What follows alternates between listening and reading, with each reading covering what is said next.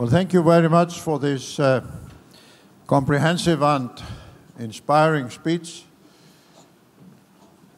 It brought home to me the extraordinary success you've had in clean energy transformation.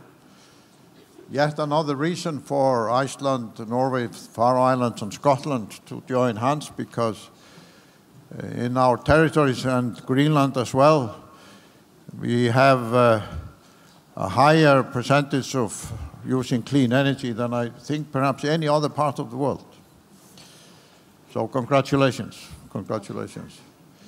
Let me also make the comment that following the Premier of Quebec earlier today and having the Foreign Minister of Greenland sitting here directly in front of us, we will this afternoon listen to the Governor of Yamal-Nevis, the most economically successful northern region of Russia, explain his vision on the connection of Yamal-Nevis to the new Silk Road and belt that Russia, China, and China with cooperation with the rest of the world is actually building. So I think we are seeing here today an extraordinary evidence of how Scotland, Quebec, part of Russia and other regions in the Arctic are on their own, playing a formidable role. But now the floor is open for questions. There are people with microphones in the Arctic Circle T-shirts, and you just have to indicate a sign, and they will come to you with the microphone. So who wants to be first? We have here in the front row, if you can bring the microphone.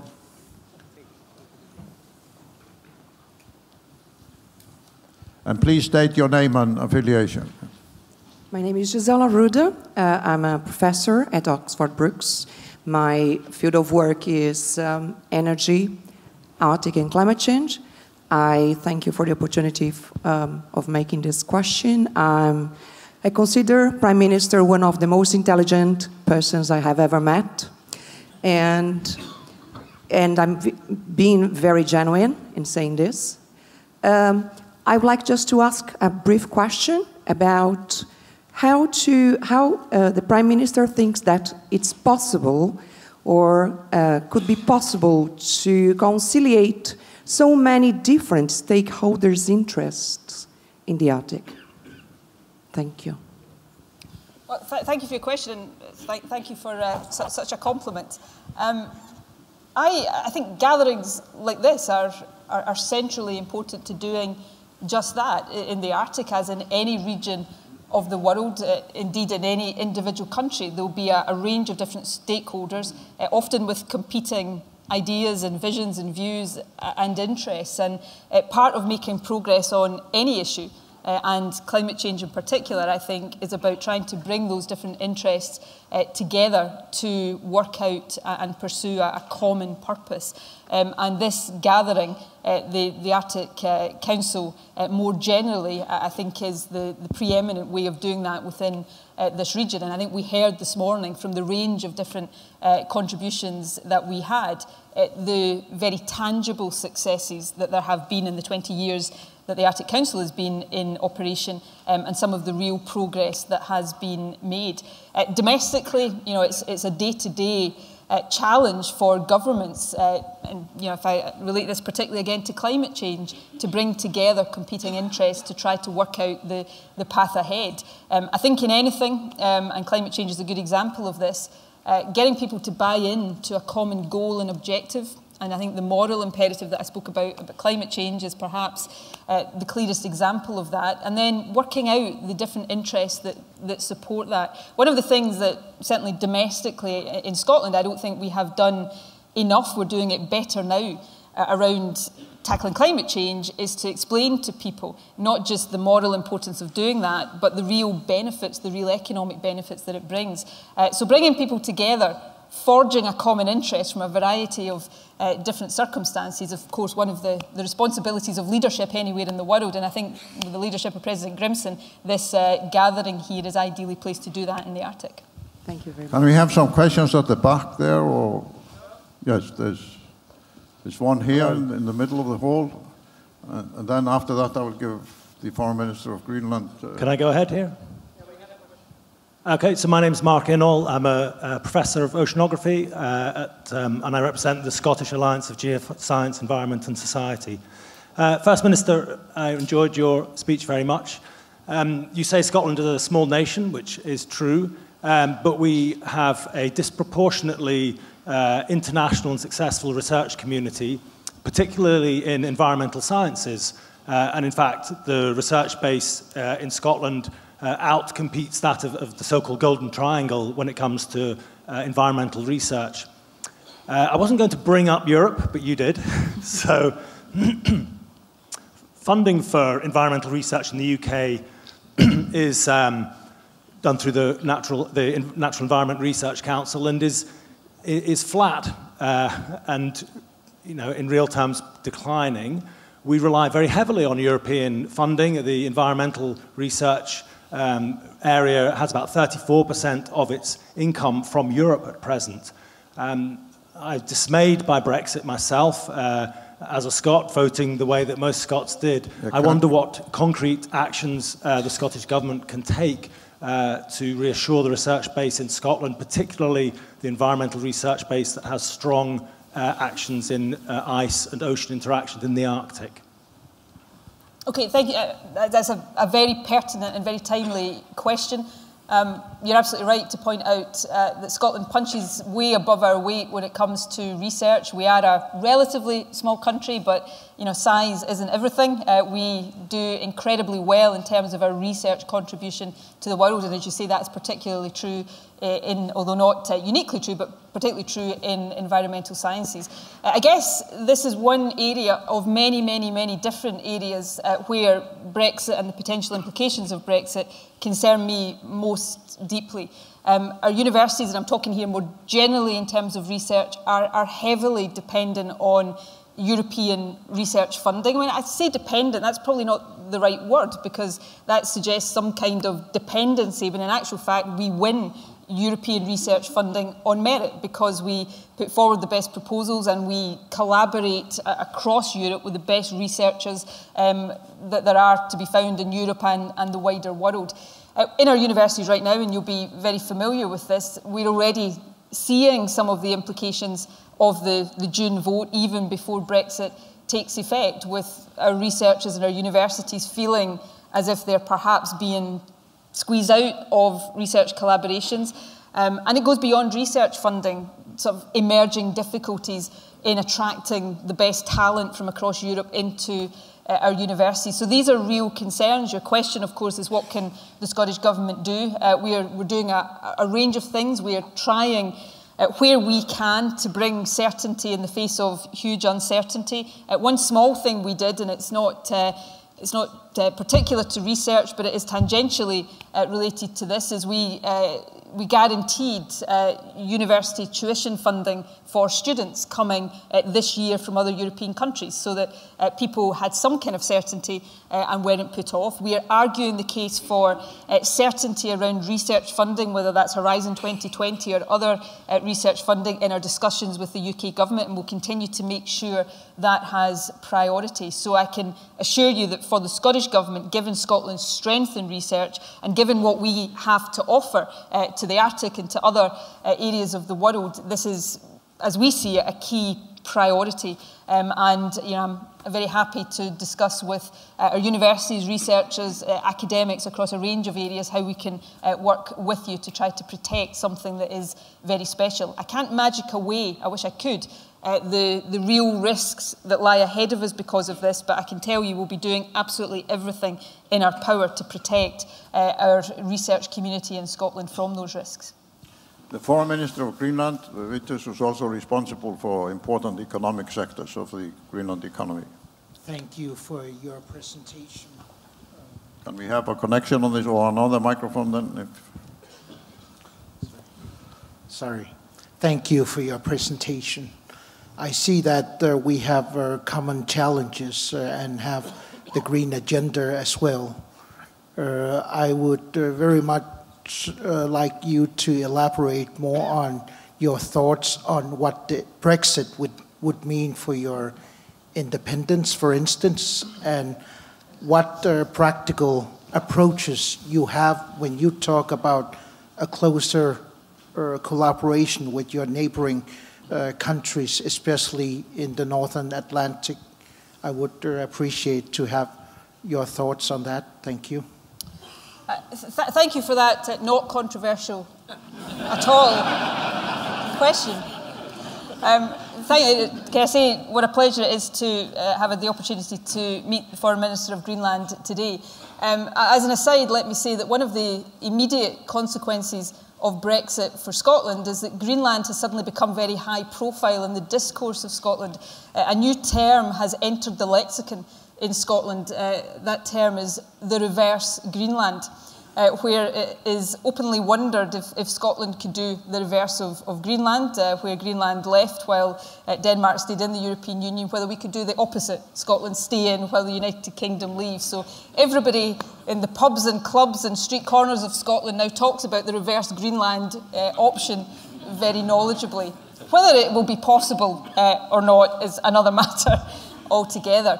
In terms of the last part of your question, I want to, and part of the reason that I was so keen to come here is to seek to forge, at a very practical level, ways in which Scotland can play a much greater role in the deliberations of Arctic Circle countries.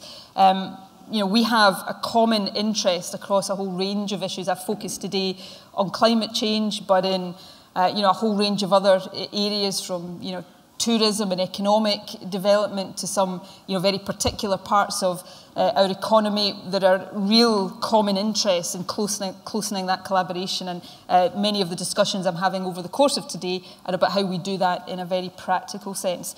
And to the non-controversial part of your question, what does Brexit mean for Scottish independence? I've been very clear about this since the referendum took place on the 23rd of June. My overriding objective is to find ways, if I can, to protect Scotland's interests in light of the vote. Because, make no mistake, those interests are very much at risk. We've just been talking about research. The risk to jobs and investment in Scotland, to trade with Europe and indeed the wider world. Many of our inward investors are in Scotland, and indeed this is true of the wider UK, because of the access that gives them to the single market. So there is a very real and present danger to Scotland's economic interests by being removed from the European Union, and in particular from the single market. And that's before we talk about the common cultural links and our shared heritage, and the peace that being part of Europe has helped preserve over many decades. These are all special things that we want to preserve. So we are seeking to work closely with the UK government to examine whether there are options that square the circle, if you like, allow the rest of the UK, minus Scotland and Northern Ireland and London perhaps, to exit the EU, which is what the rest of the UK, minus those parts, voted for, but also to give voice and respect to how Scotland voted, which, as I said, was overwhelmingly in the opposite direction. Will it be possible to do that? At this stage, I don't know. What I have said and continue to say is that we're in uncharted territory. The European Union, Article 50 is much talked about. Article 50, I guess, when it was written, nobody ever expected it to be triggered by any country.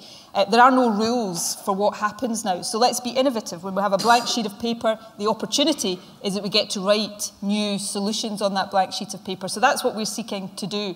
If that doesn't prove possible, then it is, of course, an option for Scotland to reconsider becoming an independent country so that we can preserve those links in that way. The morning after the referendum, in response to a question, I said that I thought it was highly likely that Scotland would consider that choice again as a result of the EU referendum at some point over the next period, and I stick to that view. But we've been very much driven by trying to protect our interests and looking at all options to do so.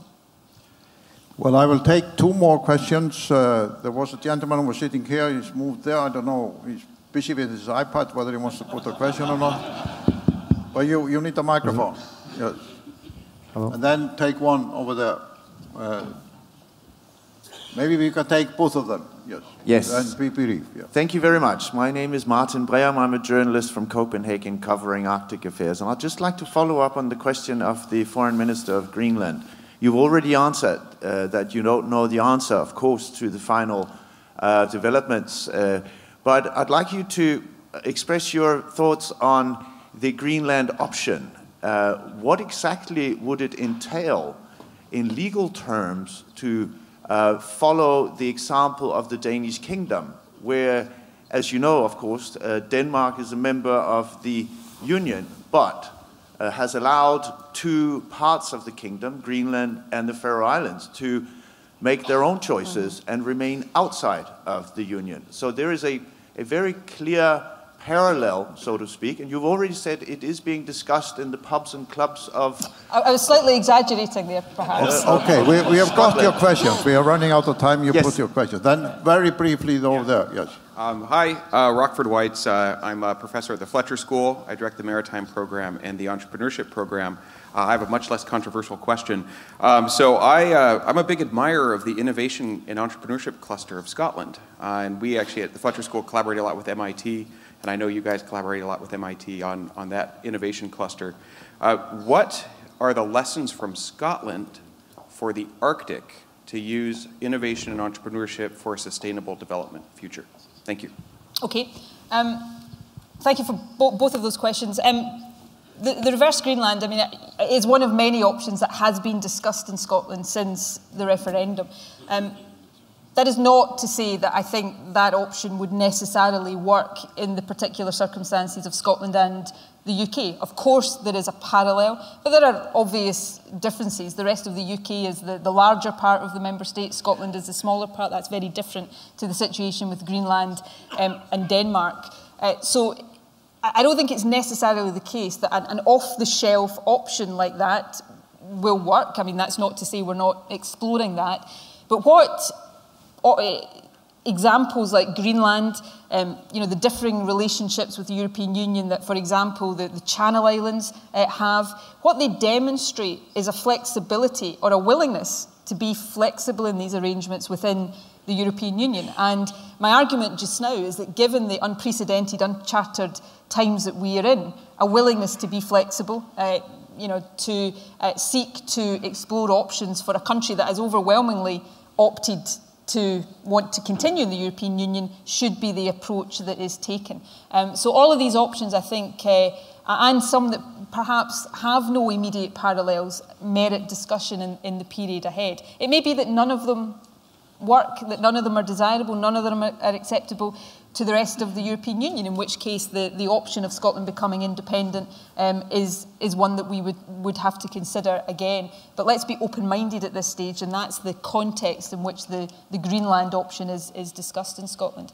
The second question about innovation and entrepreneurship, we've put a lot of effort into both in Scotland. Scotland's history is as an enterprising, innovative country. It's no exaggeration to say that Scotland quite literally invented much of the modern world, and we want to... it's no exaggeration. It may be controversial in some other countries, of course, but one of my favourite books, actually, that is the title of it, How Scotland Invented the Modern World, and just to demonstrate that it's not some boastful Scot behind that claim, it was written by a Canadian. So it is an objective opinion, clearly.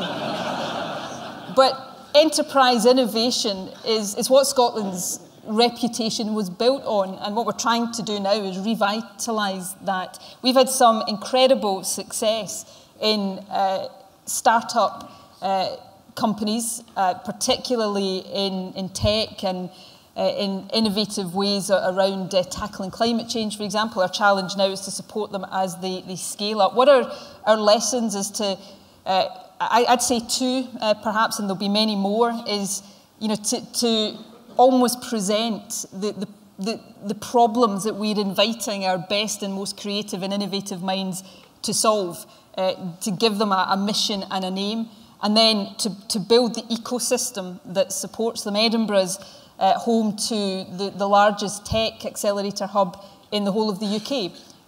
We've built an ecosystem there that allows people to come together, to learn from each other, and to get the benefit, use the word cluster, to get the benefit of cluster. So whether it's about tackling climate change, sustainable development, or indeed coming up with solutions to many of the other problems that the Arctic and the world generally faces. It's about building the communities that allow those best minds to prosper. FinTech is one of the areas that we are seeking at the moment to build that cluster around in order to give ourselves an advantage there. So those would be the lessons. I'm sure there are many others and many lessons that we could take from other countries as well in terms of using entrepreneurship to drive some of the innovative solutions that we're looking for. Well, I want to thank the First Minister on behalf of all of us for this extraordinary, unique, and don't hesitate to say historic contribution to the Arctic dialogue.